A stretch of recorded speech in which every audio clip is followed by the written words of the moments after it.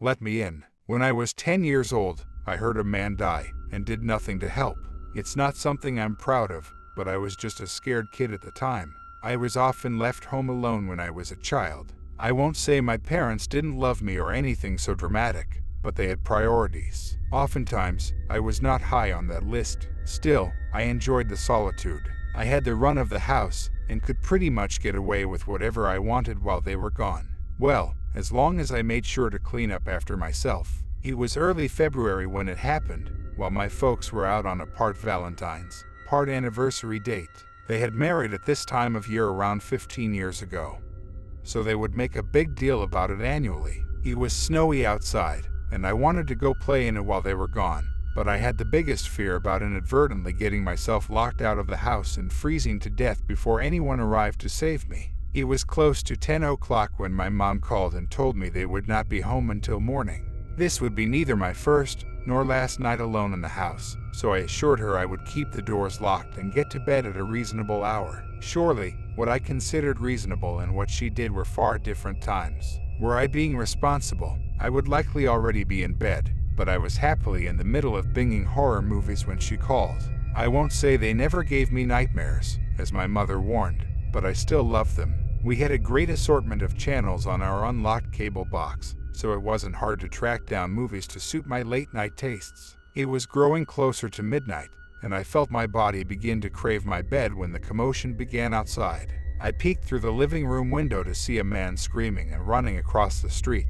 He was yelling out for anyone to help him. He even ran to some of the neighboring houses and pounded on their doors. "Help! For God's sake, somebody help me!" he cried out into the night, while he slammed his fists against doors and walls. Most houses just turned their lights off when all of this began, but I couldn't look away. What could have gotten this guy so worked up? It was a typical suburban street I lived in as a kid. Little to nothing ever happened, aside from the occasional car pulled over for one reason or another. Finally, the man arrived at my door. He beat his hands against the wood and shouted out, begging me to help. I was a kid. What the hell was I supposed to do? "Please help me. They're coming," he yelled out from the other side of the front door. I pulled a chair up to the door, and I stood up on it to look out of the peephole. The man looked young. He was maybe in his early 20s, though to my perception at the time, he may as well have been in his 60s. He had dark beard stubble and wore a thick blue hoodie, a knit cap and gloves. It was really cold outside, so I knew he had to be freezing. "Please, just let me in," he whimpered softly. "Just help me, I'm begging you." I felt bad for the guy, but I couldn't invite a stranger into the house, even if I believed he was truly scared. "I can't help you, mister," I called out to him. I hoped he would just move on to the next house after he heard that I was just a child, but it just made him beg harder. "Please, kid, I won't hurt you. I just need to get off the street," he whined. "My dad says I can't have people over," I said, hoping to rationalize with the man. Just let me in, please," he asked softly. "I'm sorry, mister, I just can't. My dad would kill me," I reasoned. Suddenly, the man turned around, and I felt him push his back to the door. His head was right in front of the peephole now, and I couldn't see what was happening. "Oh God," he said. I jumped down from the chair and ran to the living room window again. By the time I made it to the glass, he started screaming out and pounding on the door again. I heard the doorknob jiggle as he attempted to force his way in, but I had it locked and deadbolted.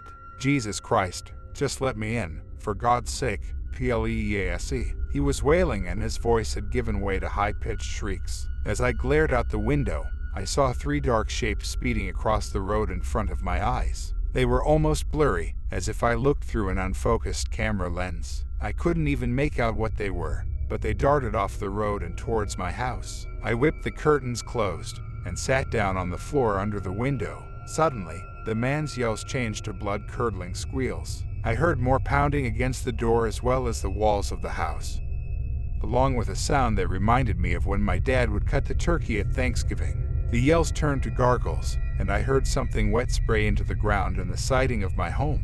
I heard snapping and crunching sounds, along with something like fabric being torn. After the man's gargling screams stopped, there was a chorus of shrill squeals that did not resemble anything I had ever heard before. It reminded me of when I would pinch the mouth of a balloon while letting the air out, only much louder and more guttural. After a moment, Everything fell silent again, but I would not get off the floor until sometime later, when I finally did emerge from my safe spot under the window.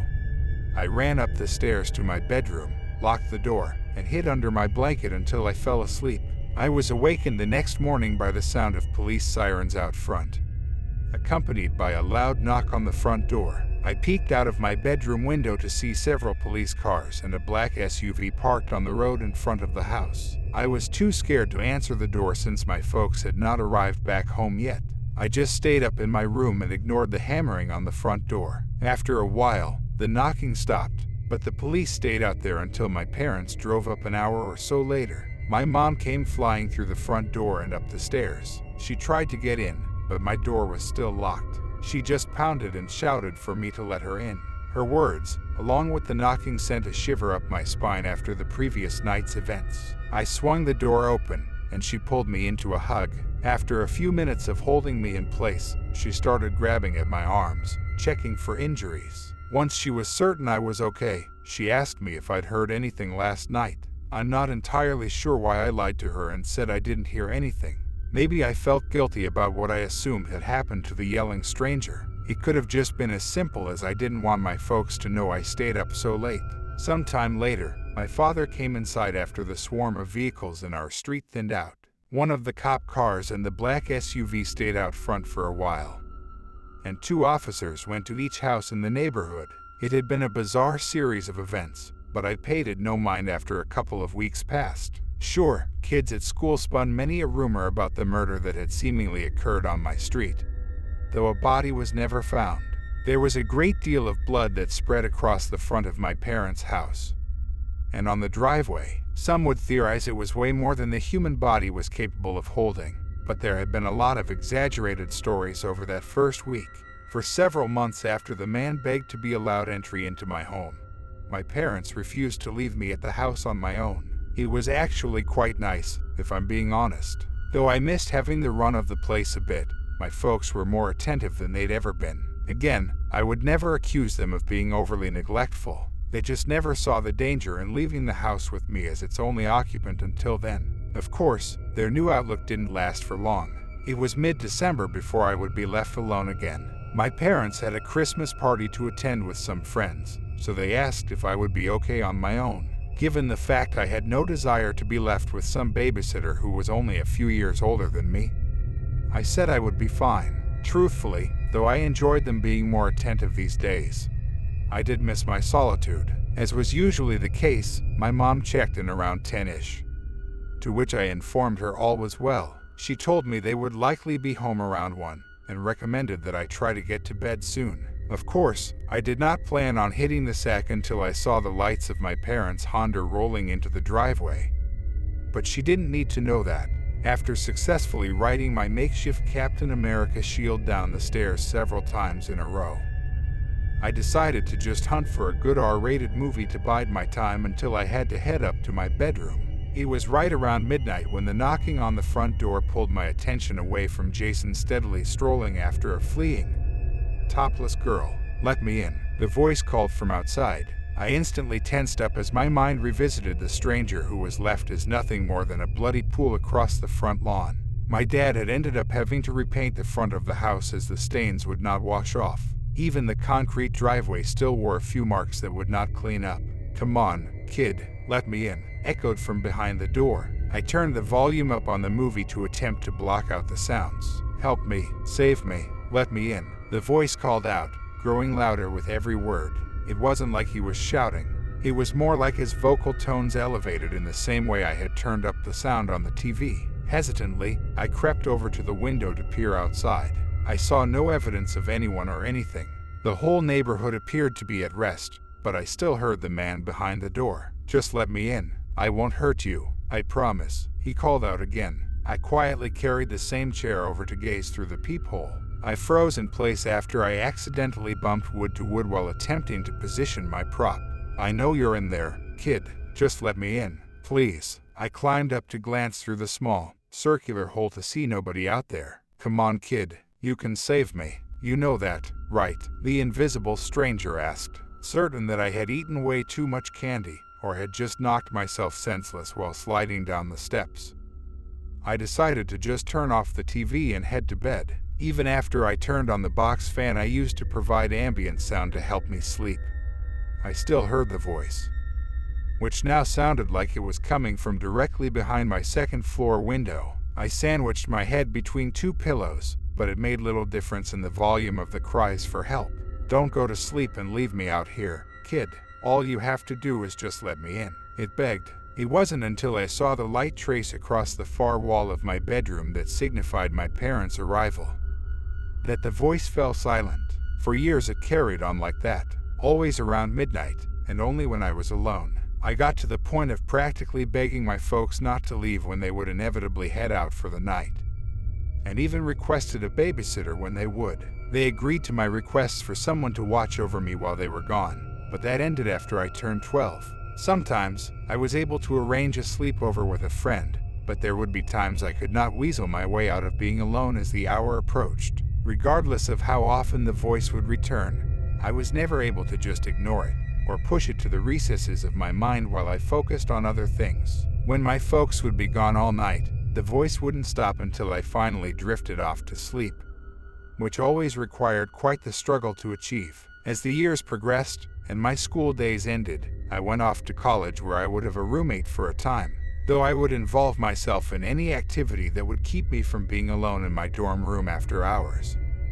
There were still those times I would once again be at the mercy of the voice behind my door. No matter where I went in life, the stranger would follow, though there would never be evidence of his presence aside from the begging plea and knocks on the door. After college, I still maintained a roommate to avoid as many late-night visits as I could, though it would not keep them away entirely. I couldn't exactly forbid my housemate from having a life. After all, for some years, I would only have to worry about the cries for help around the weekends. Unfortunately, when my roommate decided to move in with his girlfriend, I was shit out of luck. Sure, I attempted to get another roomie, but my erratic and desperate behavior freaked most interested parties out. So, every single night after my housemate moved out, the knocking and screaming came. No matter how hard I tried to ignore it, the volume would crank up higher and higher. I even tried checking into a busy hotel for a night, hoping that the crowded hallways would keep it away. But nope, as long as I was alone in my room, the pounding would begin again around midnight, without fail. For months, I fought against my slipping sanity, but I could never block it out. Earplugs, nope. Earphones with blaring music, nope. Nothing would keep the man's begs for help from reaching my ears. Finally, after way too many sleepless nights to count, I couldn't tolerate it anymore. As many times before, I gazed through my peephole to reveal nobody there, though the calls and knocks still bellowed through. With a heavy sigh and a racing heart that felt as though it would crack through my sternum, I wrapped my trembling fingers around the doorknob and pulled it open. My jaw practically fell onto my chest when my eyes met the shredded figure in front of me. Half of his face had been torn away, leaving a reddened skull, with strips of meaty tissue where skin once lay. His left arm had been ripped from his shoulder, and it was hard to differentiate the bloodied muscle and bone from the clumped threads of the shirt and hoodie that remained. His gut was splayed open, leaving oozing intestines hanging to the floor in a scarlet pool, and both of his legs were a gruesome combination of moist ground beef and bone, with little holding them in one piece. Somehow, his right arm was the only part of him free of any manner of injury, which he still held out in front of him with his balled fist, in preparation to knock once more. "Thanks, man," he said, trying to smile with the one side of his face that still had the ability to do so. "You're a lifesaver," he continued, before he collapsed to the ground. In a series of snapping and squishing sounds, his body twisted and contorted as it smoked, bubbled and popped, shrinking down and dissolving into the fuzzy welcome mat and concrete pavement. Within seconds, all that remained of the stranger, who was only visible through the open door, was no more than a charred, crimson stain on the ground. I kicked at the damp mat that still wore the marks of many dirty feet, combined with the new red and burnt black, to find nothing hidden underneath it. Though my mind was reeling, and my mouth still hung agape, I strolled across the pathway that led away from my house, nudging the mat towards the garbage can that stood at the end of my driveway. I picked up the carpeted sheet that now read "We, Me" on either end of the grisly stains, by one of the untouched corners, and dropped it in my trash bucket. I stood outside staring back at my house with my head in a daze. Could that really be all I had to do to put an end to this madness? Would my nightly visits finally be over? I began to cackle like a crazy person while I paced back to my open door, feeling like my remaining marbles may indeed be rolling out of the confines of my noggin for good. Before I could reach the entry to my home, I heard what sounded like a pack of wild animals thundering their feet across the ground behind me. I whipped around to see 3 hideous and deformed dog-like creatures scampering across the road towards me. Thick, phlegmy slobber dripped from their gaping maws as they sprinted at me on muscular legs. Covered in matted, dreadlocked fur, I screamed at the top of my lungs and hauled ass back through my doorway and slammed it shut behind me. I quickly flipped the deadbolt latch and pressed my back to the door while the beasts rammed into it from the other side. Wailing barks and growls, blended with something that resembled the sound a wood chipper might make if you threw 50 pounds of frozen food into it, squalled from outside. They did not attack the actual door again after the initial slam from the quickly ceased high-speed pursuit. I had no doubt that, were they to attempt to force their way in, my simple locks would not keep them at bay for long. I glanced through the peephole again to see the trio just pacing back and forth, still dripping that noxious drool with every whimper of their awful sounds. Each of them were quite large, easily twice the size of the largest dog I had ever seen. Their bodies and limbs bulged with rippling muscles, and their mouths were filled with jagged and misshapen yellow teeth. Every one of the 6 enlarged eyes glowed a vibrant orange beneath their furrowed brow. Accepting that another sleepless night was ahead of me, I drew my largest kitchen knife from the rack beside my stove and sat on my couch trembling from head to toe. Of course, I had no doubt that a paltry blade used for preparing a meal would provide little defense against the horrendous beasts. I just gripped onto the hilt like a safety blanket and prayed they wouldn't try to force their way inside.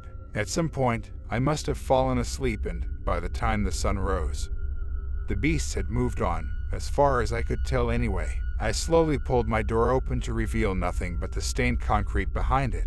I felt on edge for the test of the day, but nothing else appeared out of place while I went on about my daily grind. It wasn't until I was on my way home, after dining with some friends after work, that I understood the new troubling situation I would be forced to endure. The sun began to set on my drive back to my house, something that never made me nervous before. Not until midnight anyway. By the time I arrived on my street, the world was now lit by the subtle glow of the moon. It was then that I heard the barking and growling again. I darted my eyes to my rear view mirror to see the 3 matted creatures speeding at me from behind. I slammed my foot to the floor, causing my Nissan to speed faster across the road to my house than I would have ever dared before. I was terrified at the idea of kids playing on the street, or absent-minded drivers drifting into my lane.